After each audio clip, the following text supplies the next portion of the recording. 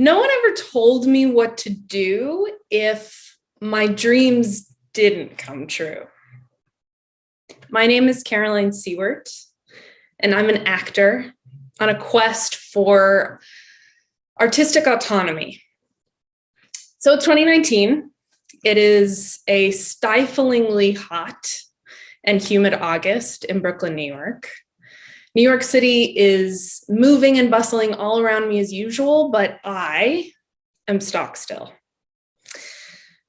Let me give you a little list of how my life was totally flatlining.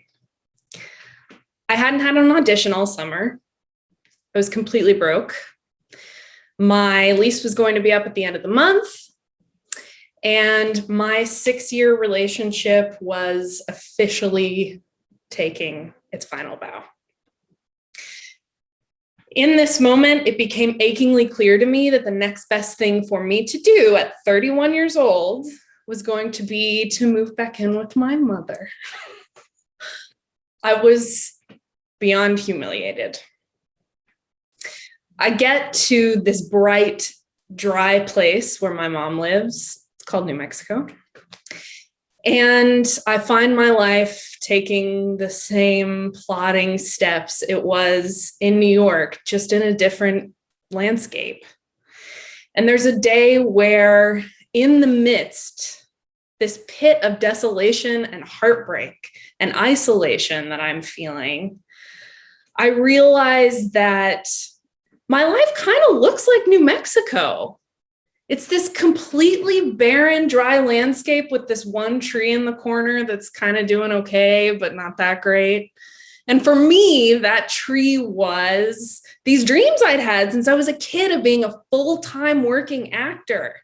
I'd been putting all of my energy into it. And the rest of my garden, not a lot going on. So I made some decisions. Please go along with this horticultural metaphor with me. I tilled the soil. I started to make some financial strategies that might assist me in getting out of the red, frankly. I planted the seeds of asking friends and former coworkers what apartments or jobs they might be hearing about in New York City.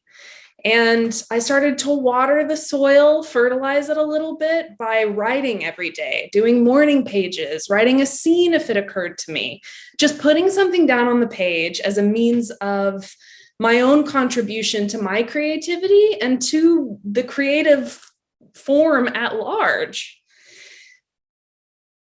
2 years go by, admittedly, a pandemic was in the middle of it, but I'm talking to you now from my apartment in Astoria in New York, and I have a job that pays my rent. And when I turn around, I see a lot of flowers in my garden. Things are looking a little different. It smells better. It's brighter. It's lush and vibrant.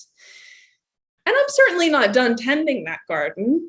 But what I came to understand is that in putting all of my time and energy into this kind of funky looking tree, all of this other stuff had died. And I decided maybe something different would happen if I turned around and tended to the rest of my life and let the tree do its thing out of that work.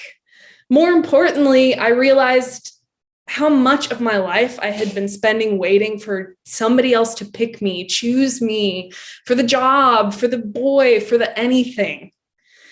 So my invitation to you in this moment, even still in the middle of the process of growing my garden, is to pick yourself instead of waiting on somebody or something else to activate your own freedom and happiness.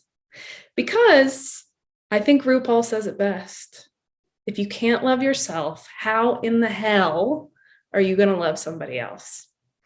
Amen.